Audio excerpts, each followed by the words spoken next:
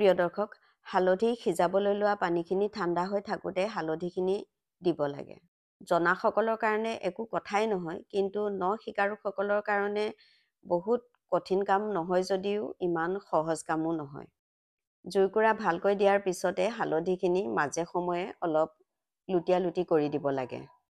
হালধি আৰু পানীৰ পৰিমাণৰ উপৰিও জুইকুৰাই নিৰ্ভৰ কৰিব হালধি কিমান সময় সিজাব। হালধিখিনি ফুট কাঢ়িছে। এই যে ফেনবিলাক দেখিছে হালধিৰ মাজে মাজে, এইবিলাকক ফুট কঢ়া বুলি কয়। হালধিৰ মাজত ফেন আহিলেই হালধিখিনি সিজোৱা হৈ যায়। হালধিত ফেন অহাৰ লগে লগে ভালদৰে লুটিয়াই তলৰ হালধিখিনি প্ৰথমতে উলিয়াব লাগিব। পানীখিনি উতলিলে হালধিখিনি ভেৰভেৰীয়াকৈ সিজি যাব, তেতিয়া হালধি ফালি কাটিবলৈ অসুবিধা হ'ব। মুঠৰ ওপৰত মাটিৰ তলৰ অপকাৰী বীজাণুবোৰ ধ্বংস হোৱালৈকে গৰম পানীত হালধিখিনি গৰম হ'ব লাগিব।